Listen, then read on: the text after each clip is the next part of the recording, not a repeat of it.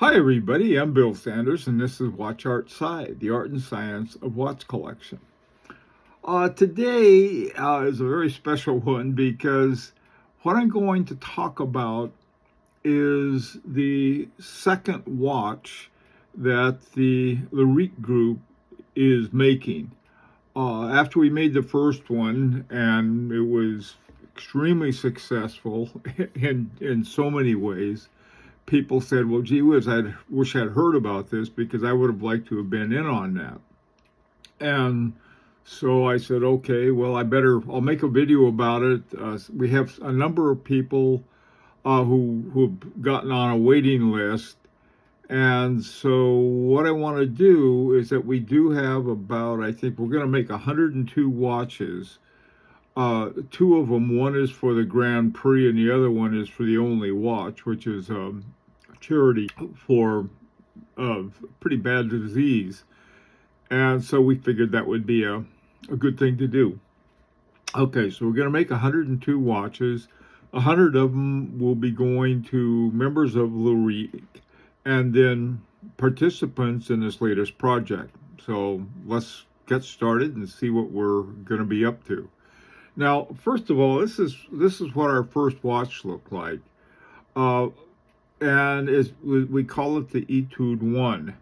Lyrique is musical term, and etude means practice. So that was our first one, sort of like you're learning how to play the violin or something, I guess. And that was our first lesson. The movement was an AGH 6801. We're going to be using the same movement in this next watch. The difference is that it costs us $25,000 just for the design of AGH 6801. So that's one thing we're not going to have to pay on the second one, but we want to get the same watch. It runs at 21,600 semi-oscillations per hour or 3 hertz. It's hand wound 40 hours. Now, when I say 40 hours, somebody says, well, that's silly. That's not 40 hours. That thing ran for 80 hours.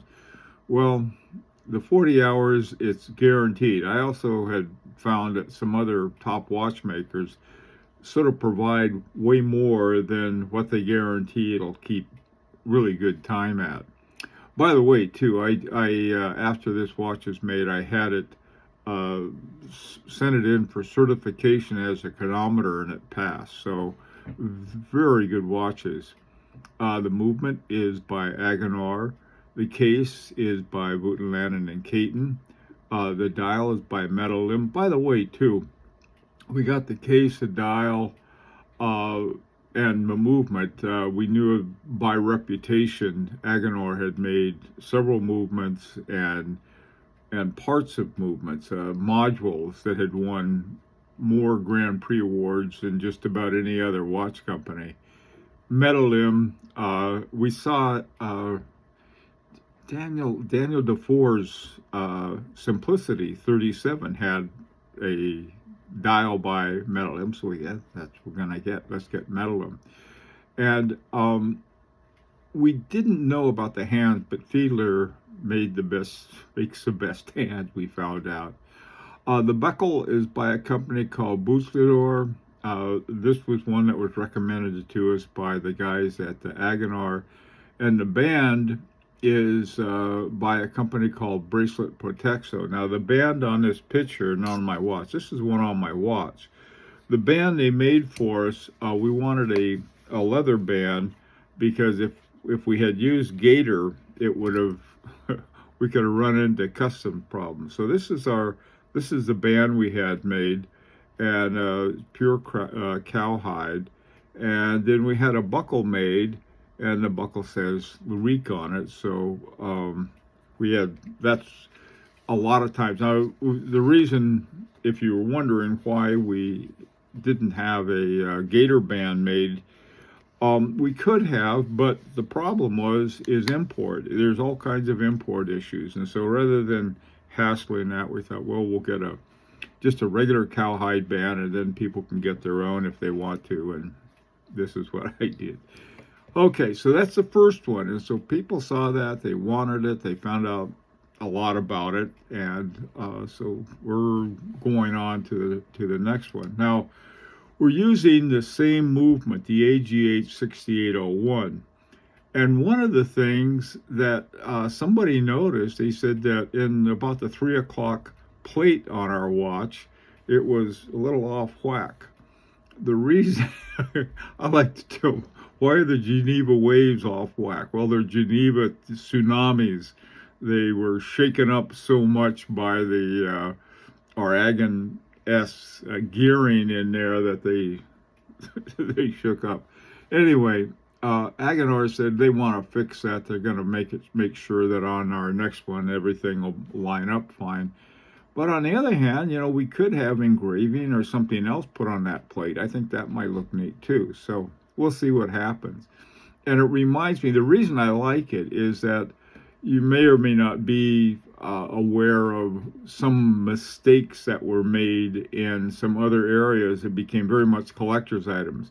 My favorite is the inverted Ginny, which was the U.S. Postal stamp. And they the printer accidentally put the airplane, which was called a Ginny, upside down. That was recently sold for over $1.5 million because of that. So this is our Ginny we have there. I really like it, but not everybody does, and so it'll be fixed one way or the other. Now, here's what we're going to be doing new. This is Etude 2, Practice 2. And I generally refer to it as the Etude Guilloche.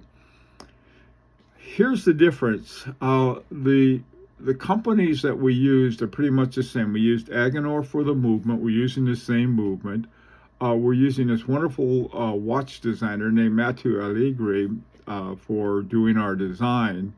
We're using the same case again, this case that was designed by Matthew and was made by Wooten Lannon and Kalin. Is just super case.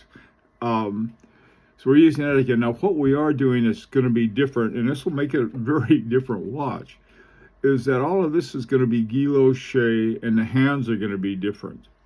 And we looked at who makes the best guilloche. We've been doing this with everything. What's the highest quality one? And they are more expensive, but we found out that Gronfeld and Wooten Lannon use Combelaine. And I probably said it wrong, but that's what I do. We're going to be using the same buckle maker, Bouslador. They already have our buckles because they just say Lyrique on them. And then for watch bands, I think we're going to be using the same watch band maker, except this time I think we're going to see if they can do something, maybe a little more interesting that will go with our guilloche watch. Now, what we decided to do for the guilloche, there were 3 different options that we were given. One option was to be a hand-turned Rose engine, and each watch would have cost extra between 3,000 and 3,500 Swiss francs, a lot. The second way we could have done it was also have an engine turned, but it would be done with the CN engine. And you get the same effect, the same depth, the same everything, except it's done with a machine instead of by hand. Now, the third option was simply a stamp, and that was the least expensive. That was about 65 Swiss francs each. We decided that we wanted to go, if we're going to have a guilloche, we wanted to have a real engine-turned one, and so we went with the second option. Anyway, like I said, none of this stuff is cheap. I mean, for once we get finished, we'll have a watch worth a lot more than we paid for, and I'll get to that in a second. Now, here are the costs. These are the ones that we aren't. Now, these are all in Swiss francs. The first one is the movement and the casing. The movement, and with this putting all together, these are all handmade. The gears aren't hand run and so forth, but all of these have to be put together. And that's going to be 4,045 Swiss francs. The the casing. Now, this is a process of taking all of the parts that they have and put it together into the watch case, and so we have a nice watch. The case itself. Now, since we're using the same case, we're not going to have to pay the sort of. There's a fee for having to. That's how you put it. Sort of get the design, get everything just right. Well, we already have that done, so that's already been paid for. And so still, it's not cheap. These are going to be about $17.90. This, by the way, these are unit costs, not for the whole thing. The designer, that we got the same designer, great guy. He's also, not only are we going to have Guy Loche, but he's going to make a special one for us. One they have a whole bunch of ones. Take a look at the Combi Lane page, and they have you can download a whole set of patterns they already have. These are off-the-shelf patterns. We're going to have a special Lyrique pattern motif that Mathieu is going to do for us. Really tremendous guy. Strap, we're figuring about 100. The buckle, 55. Buckle may be less. I better not be more than that. And then the Guy Loche, the engine turned CN. This is around 1,000.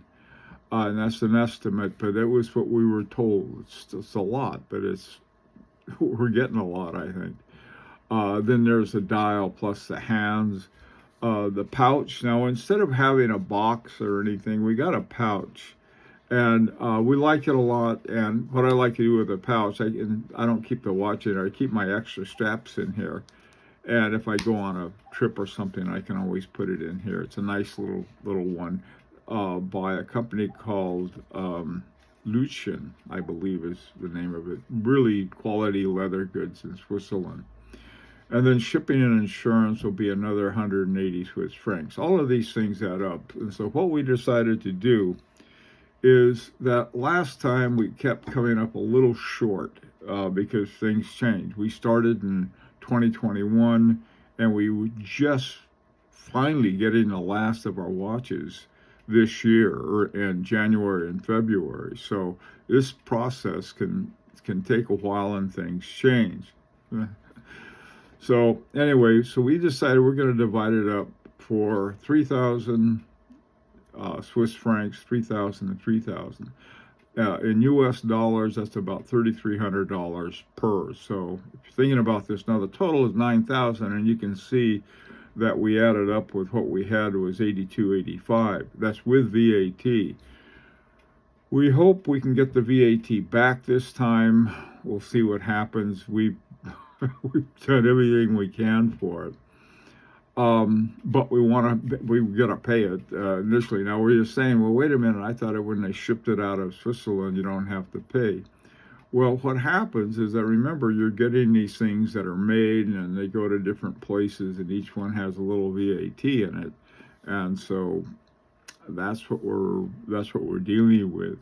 It's about 7.7%. I heard it may be going up to 8.1% for Swiss VAT. That's important to know about. Okay, now the case, the case that is going to run almost $2,000 for the case. I thought it'd be a good idea to take a look at it. It's not a simple case. This was specially built for Lyrique and for our movement, the size of it and everything else. By the way, we used a 39 millimeter. We felt that it was 39 millimeters was a good number because it had, it was the small enough for some and large enough for others. Okay. And at least for me, it's been very much in sweet spot. Some it's a little too large for, some it's a little too small. Sort of in a Goldilocks, I think she would say. That's just right. And you can see there's what the case looks like before we put things in it. And by the way, too, there's sapphire glass on both the top of the case and on the back, and so you can see all of the movement back there. We like to look at our movement. Okay, now here is how the payments are spent, and this is important. One of the things, if you're thinking of joining this next project, this is what you have to keep in mind. As soon as we collect, we're going to start it pretty soon too. After we collect the first 3,000 Swiss francs, we're going to have some bills, all right? And that is the movement. We've got to pay 30% of the movement up front and 30% of the case. So it's going to be the two biggest ones. 50% of the for the designer, which is much less, but still, it's going to eat up probably most of our first payments. Now, the reason that that's important to understand is that, let's say you get started and you said, well, gee, I really don't need a watch or whatever like that. So I'd like my money back. That's not going to happen because we already spent it. And this is throughout. And so if this is something you're not sure of, don't do it. I mean, you can say, look at this. It sounds like a lot of fun to get into, and working with a bunch of guys who all are watch lovers and working with top watchmakers and so forth. By the way, one of the big benefits is you learn so much. I thought I knew a lot about watches and watchmaking. I didn't know anything. I found out. And so that was part of the fun of it. But really, though, I mean, once you start this, it goes through. And it's going to probably, the good part is the payments will probably be spread over most of this year of 2023. So anyway, that would be if you do want to get involved. That's something I think it's important to understand. Now, the second payments will have the dial, the hands, the bands, and the buckles, and the pouches. None of those are super expensive. And so with the second installment, we'll say, we'll have another big hunk of the last one. But anything that's left over, and there should be plenty left over, we're going to add that to the final payments. We have to pay the designer the second part, the movement and the case complete, which is 70% of theirs, the encasing, the shipping and insurance, and so forth. And as you saw from the numbers that we had previously, that'll add up to 9,000 Swiss francs, which is a little over what our estimates were. Now, we got some other expenses that I think are important to understand. First of all, we're paying for 2 extra watches that none of us are getting. One we're sending for the only watch, and the other is the entry into the Grand Prix d'Horlogerie de Genève, which cost about 700 Swiss francs. Last year, I bought and paid for the watch and paid for the entry fees. And I thought, wait a minute, why me? So this year I thought, okay, well, listen, we'll just spread it out and we all can pay for it. And it's not that expensive. It's only, one watch. And the same thing with the only watch. This is something, like I said, the money from this watch will go to pay for medical research on, I forgot, some kind of disease. One of our members, one of the Lyrique members is a physician who's very interested. He's a doctor. He works with cases like this and knows how important it is, and so he's sort of taking a lead on that. The number of things about this, there are 2 intellectual properties that only Agenor can decide that you get it, and we got 2 of them. There's more than 2 that are intellectual property, but the 2 we got, I think, the most important. One is what's called the Agenais gear, which is a gear with little springs in the teeth. And the reason for that is to prevent slippage. And when you have an eccentric second hand, that means a hand that's not center second, off to the side or the bottom or somewhere else, it's sort of out of the main gear train. And so there's some slippage that'll happen, and sometimes you'll see your secondhand go around, and it'll have different places. You'll see that. This one is very, very smooth. They didn't have to put that in there for us, but they did. The same thing with the ag and pit regulator. The ag and pit regulator is a very different kind of regulator in the sense that the way in which you can adjust both the frequency as well as the beat. And you turn two screws and then you shift it one way or the other, and it'll make it run slower or faster than the other ones. Will change the beats so that it's balanced as best as possible. And so now, in order to have that, though, they had to have a special hairspring made, because you can't just put an off-the-shelf hairspring in with the ag and pit regulator. So they got that for us, too. So, I mean, we were treated wonderfully well by Aganor. Now, with this is part of a much larger lubrication guide. And also, too, it's sort of a breakdown of the whole movement. And you can see those little blue and sort of pink and green, dark blue. These are lubrication points, and the different colors tell you the amount of it. So you can take it in when you want to have it serviced. You can take it in, show them the lubrication chart, and they can lube it up for you. Or you can, right now, I think you can be able to send it back to Aganor for service if you want as well. So that's something new. We'll see about that.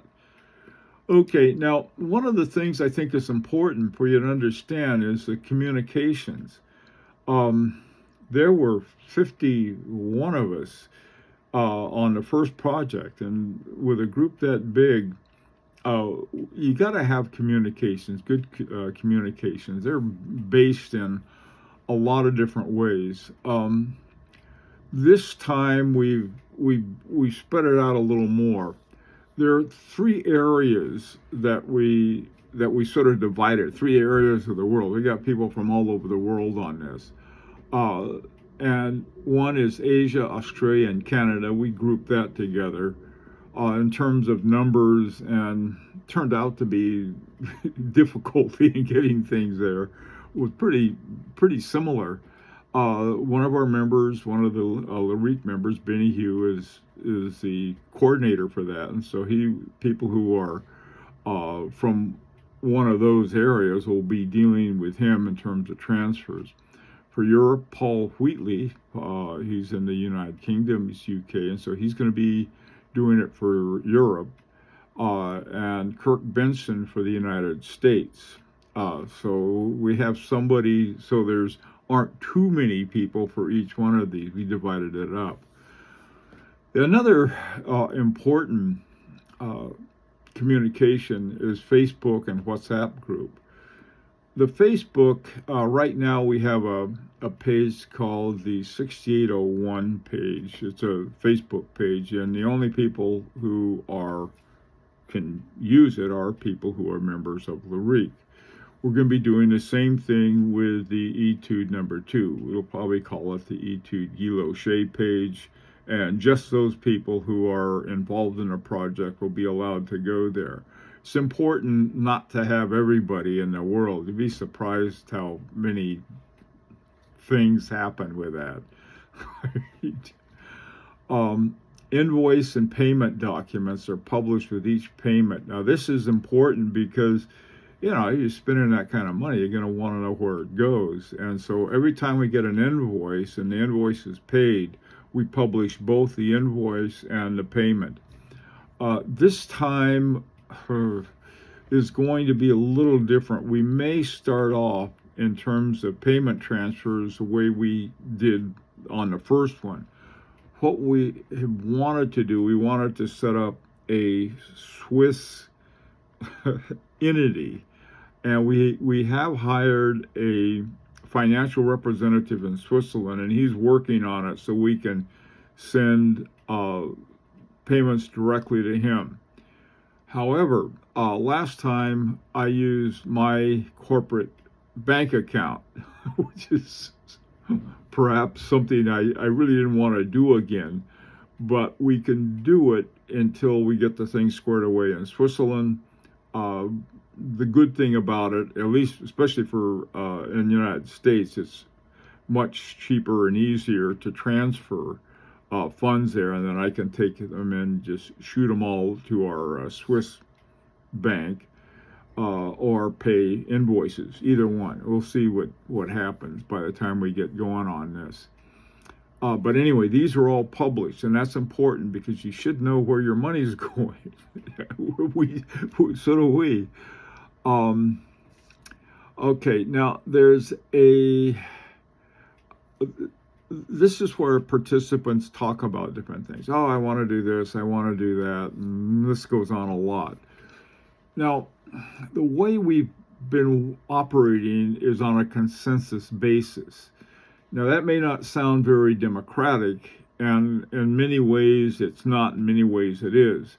Let me explain. If we did things with sheer democracy, the problem we would run into is that we could have one that 50% love the idea and 49% hate it. We don't want to do that. This gets sort of we want to work into a consensus. Now, what comes down to, and it has, and it's been great that we did with this watch, when we had a discussion, what kind of hands, what kind of this, what kind of that, we would go to our designer and say, now this is the general idea that we've been working for, but we can, how do you think it would best look? And then what he would do, he would provide us with these different options that we have. Now, this is going to be a lot easier in one respect, because the most complex thing that our designer did was this wonderful case that he made us. Well, that's already been done.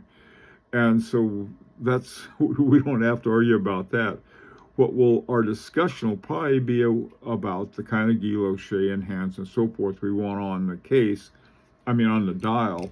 And we discuss these things, and it's discussed. One thing you have to be ready for is that something may get done that you want A, and we sort of ended up deciding on B.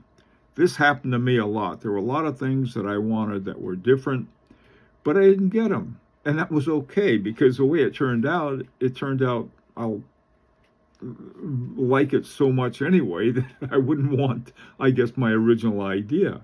And we have a lot of different things. People come up with some stuff. One that was really interesting that came up was someone said, I want to have purple hands. Purple hands. But it turned into burgundy hands. In fact, they may even be Beaujolais hands. And they're wonderful. And so it's the kind of thing that is definitely not a design made by committee. Some jerk said, "Oh, it looks like a committee did it." It doesn't look that way. It looks like a designer did it. Group projects, I think, are extremely important. And again, this sort of the stereotype that one person has to know everything just doesn't work. I worked for years in software development, and you had designers, you had code writers, you had information designers, and they got to work together to get something. Believe me, if you have a programmer do your graphic design, you'll be sorry. They're awful. I was on the programming side and really learned to value designers. Designers, on the other hand, sometimes wanted stuff that just programming-wise didn't work. We do the same thing. We're dealing with a lot of people from all over the world, and it's always fun to have some new ideas, and it's important for us to listen to each other, and that's how we get along, I think.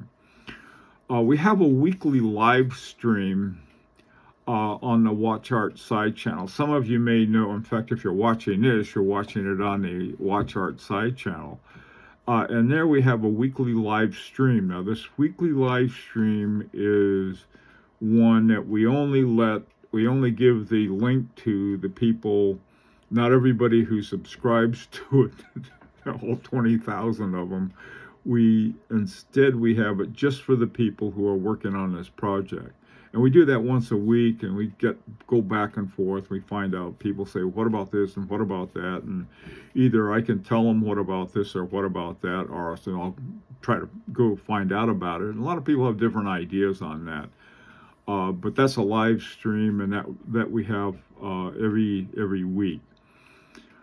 Finally, the communication between the participants and the producers is usually through the coordinator. I'm the coordinator this last time and this time, and what I do is what we want. I've got to talk to all of these different producers, to the dial makers, the Giloche, this, that, and the other thing, pay their bills. And people say, well, what about this or what about that? And I'll go find out for them. We don't want to have everybody doing that, otherwise there's a real problem. Someone will say this because they don't like it. They want to talk to one person to coordinate it. And this is a way, just for coordination. Believe me, it's not there's no boss in this. And by the way, too, this is another important thing.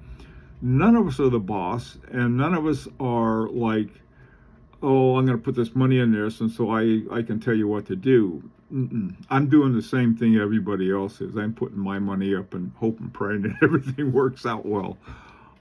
So that's sort of this is how we go about it. And it's, you got to hold your tongue sometimes, and we try to have, and there's no whining and crying on the floor and trying to get your own way. That doesn't work either, as much as we'd like to sometimes. Anyway, so this is basically the communication system that we have as we're developing it. Now, the question is, why all this trouble for the watch? Well, this goes back to my experience. I was in publishing, small publishing, for a number of years, and there was an organization called the Publishers Marketing Association, and I was one of the board members. And one of the things I found out was with books, the production cost of a book was about 1/10 of what the retail price was. And so if a book was $10, it cost $1 to produce it. And I found out later that was true in a lot of different industries. And so, in fact, in some watch companies said, yeah, that's about it. Figure about 10 times what it is. And so when you get with these watches, these really high quality watches with all of the top everything, the production cost is up there, but if you're going to have it 10 times that, then you're going to have a watch that's out of sight. We can't afford. Let me tell you what happened with ours. We entered ours we listed as, for the retail price, is $9,500. This is for entering into the Grand Prix. Well, we found out that people were really not happy with this because we were in what was called the Petite Aiguille category, which means the little hand, and these are for watches under 10,000. Most of the watches in there that were under 10,000 cost between $1,000 and $2,000 to produce, and so they made their retail price made sense. And here's why. I'm going to sort of wanted to break this down for you. Well, you have the production costs, and I laid those out already. You got the movement, the case, the designer, the hands, the dial, the assembly, the band, the buckle, the case, and then shipping it out to everybody. However, we don't have any marketing costs because we don't do that. And in marketing costs, you can have in-house marketing. You got to pay your marketing people. Advertising creation, this can, again, you can pay in-house or hire an advertising agency to do it. And this is both print and video, online, and every other possible way. There's advertising delivery. This means that you have to, again, once you get everything set up, once you get your video set up, you have to pay to have it streamed or shown on TV or however you want to do it. Print. It also includes going to conferences. A lot of, like, they're having the Watches and Wonders show coming up. That costs a bundle to get into that, but it's important because of this is part of the marketing advertising. Dealer discounts, they can be, I was told this, and I have no way of knowing it for sure, but I was told that Patek Philippe gives their ADs a 50% discount, and they cannot sell it for any more than that. So if you have let's say a watch that's going to sell for $30,000, they can buy it for $15,000 and then make a 50%. And so all of these things keep jacking the price up. Warehousing, you're gonna store a bunch of watches. That's going to cost you. You've got unsold units. Those are the ones that I like to find in the secondary market. And then you have company profits. The company has got to make a profit. Well, we have number one of those 8 and none of the others. And that's why we can end up with a watch that is, as they might say, punching way above its weight, and in terms of our own cost. And like I said, we were criticized for by the Grand Prix, for putting it into a category. I mean, it was like putting an NFL team in a Pop Warner League or something. So we learned our lesson. We do have one for the Grand Prix. We were told, put it in the men's competition. And so that's what we're going to do. Anyway, now, in the comments section, any questions you have, fire away, or comments or anything else you want to have. Then on Saturday, we're going to have 2 sessions, one at 8 o'clock in the morning. This is New York time. And then one at 4 o'clock in the afternoon, New York time. Now, I say New York time, Eastern Daylight Time. Most of the rest of the world, I think, is still on Standard Time, or will be on Standard Time until the end of the month, the end of March. So, anyway, if you want to join us in a live discussion about this, join us during that period. Okay, that's it for now. And like I said, if you've got any questions, have them ready for the video. In the meantime, take care. This is an opportunity to subscribe to Watch Art Sci if you like. And until next time, this is Bill Sanders for Watch Art Sci, the art and science of watch collection.